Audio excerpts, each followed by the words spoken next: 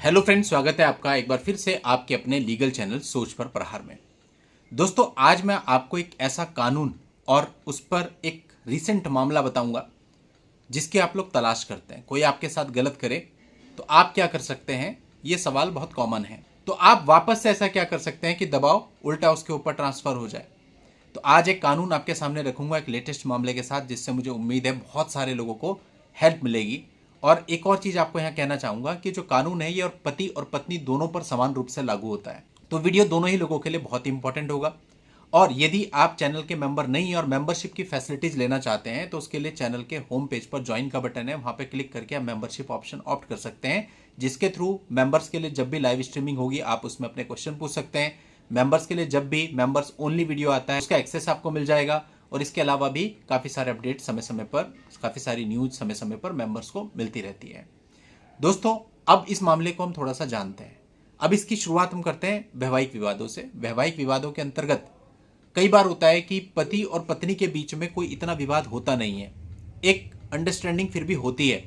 लेकिन पत्नी जब अपने मायके चली जाती है तो उसके पीछे कोई तीसरा व्यक्ति होता है। तीसरे व्यक्ति की इंस्पिरेशन या कह लीजिए तीसरे व्यक्ति ने सिखाया पढ़ाया होता है उसको, जिसके प्रभाव में आकर के वो ऐसा करती है। मायके जाती है, मायके जाने के बाद केस भी करती है।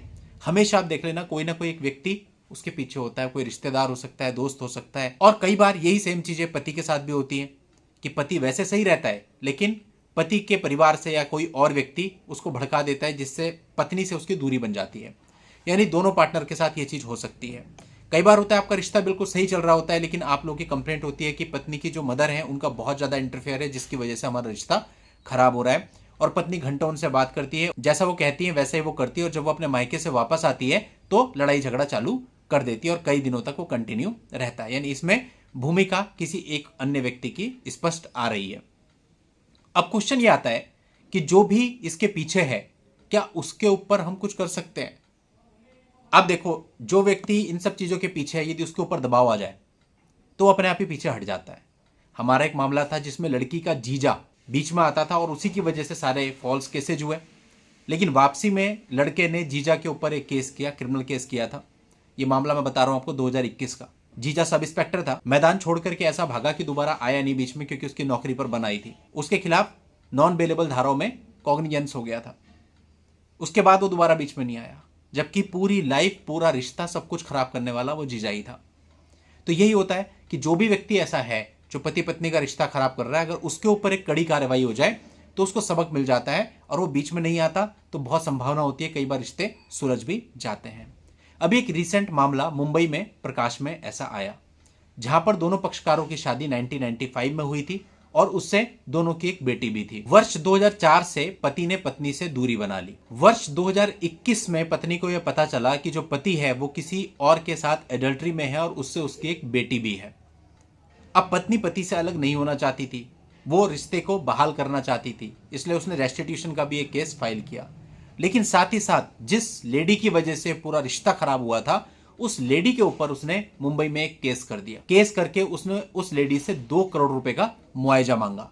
पति ने भी अपनी तरफ से इस मामले में डाइवोर्स फाइल कर रखा था। पत्नी ने यहां बिल्कुल डिफरेंट स्टेप लिया। जनरली आप देखते हो क्या होता है कि पत्नी की तरफ से 3 केसेज होते हैं, लेकिन इस मामले में पत्नी ने ये डिफरेंट केस किया कि जिस लेडी की वजह से हमारा परिवार, हमारा रिश्ता खराब हुआ, उसने उस लेडी के ऊपर 2 करोड़ रुपए का केस कर दिया, डैमेजेस का सूट फाइल कर दिया।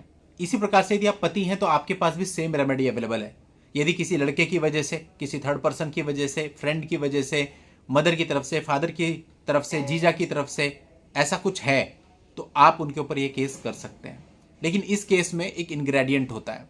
वो इंग्रेडिएंट ये होता है कि आपके पास ये सबूत होना चाहिए कि उसी की वजह से आपका रिश्ता खराब हो। या तो उन्होंने आपकी पत्नी को भड़काया है, ऐसा कोई एविडेंस आपके पास होना चाहिए। मतलब बिना प्रूफ के करना सही नहीं है, क्योंकि खारिज हो जाएगा। आपके पास कंक्रीट एविडेंस हो तो आप ये मामला दर्ज करा सकते हैं और सामने वाले से इस एवज में एक अच्छा खासा कंपनसेशन भी मांग सकते हैं। यह आप दोनों ही पक्षकारों का कानूनी अधिकार है। उम्मीद करता हूं आपको पूरा मामला समझ में आया होगा। इस मामले का लिंक भी आपको इस वीडियो के नीचे डिस्क्रिप्शन में मिल जाएगा, वहां जाकर के विस्तार में आप इस मामले को जान सकते हैं। आज के इस वीडियो में इतना ही। नेक्स्ट वीडियो में नई जानकारी के साथ मैं आपसे फिर मिलता हूं। तब तक के लिए good bye and thank you for watching. Take care.